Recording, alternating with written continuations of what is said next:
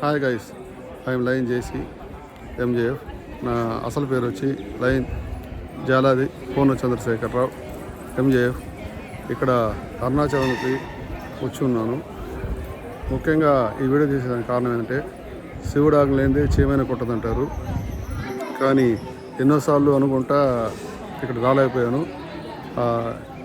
పరమశివుడి దయ వలన ఇక్కడికి అడుగు పెట్టగలిగాను.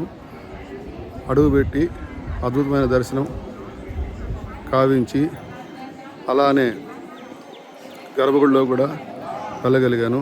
అదంతా దేవుని దయ, మా సమాచార హక్కు చట్టం నేను చేసుకున్న పుణ్యం అనుకోవాలి. అలానే ఈ గుడి గురించి చెప్పాలంటే నాకు కొంచెమే తెలుసు. పంచభూత లింగాల్లో ఇది ఒక అగ్నిలింగం అంటారు. కాళహస్తిలో వాయులింగం, కంచిలో పృథ్వీలింగం, జంబుకేశ్వరంలో జలలింగం, అలానే చిదంబరంలో ఆకాశలింగం అని పంచభూత సాక్షిగా వెలిసిందంటారు. ఆలయ పూజ నడితే స్థల పురాణం ప్రకారం ద్వాపరయుగం ఉందని చెప్పారు.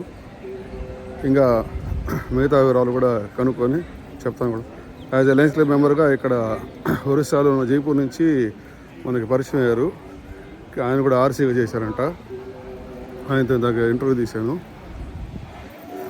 గాలి గోపురం చూడండి, బ్యాక్ సైడ్ మొత్తం 4 గోపురాలు. ఇక్కడ గోపురం, ధ్వజస్తంభం,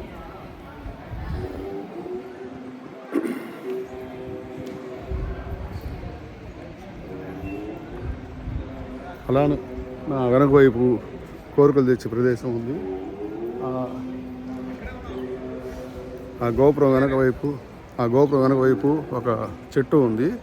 ఆ చెట్టులో వచ్చేసి 2 బల్లులు ఉన్నాయి. అది మునీశ్వరులు అంట. కోరికలు తెచ్చే కల్పవృక్షం అని అది చెప్తున్నారు. కోరికల కోసం ఇటు సైడు 2 చెట్లు ఉన్నాయి, 2 కలిసి ఉన్నాయి. మారేడు చెట్టు ఇంకొకటి. ఆ చెట్టులో ఒక బల్లి ఉంది. ఆ బల్లి వచ్చి పెద్ద బల్లి, ఒకటి చిన్న బల్లి ఉంది. తర్వాత ఒక స్తంభం ఉంది. స్తంభాన్ని కూడా కోరికల కోసం అందరు చీట్లు కడుతున్నారు. అది వచ్చేసి మునీశ్వరుడు అని అన్నారు అక్కడ ఉండే పిల్లలు. ఒకరు యోగిలాగా చెప్తున్నారు. ఒక పెద్ద బల్లి, చిన్న బల్లి కూడా ఉందని. Thank you very much. ఇది వచ్చేసి ఈఓ ఆఫీసు పక్కన ఉంది, వెనక పక్క. ఆ గోపురం తూర్పు గోపురం, తూర్పు పడమర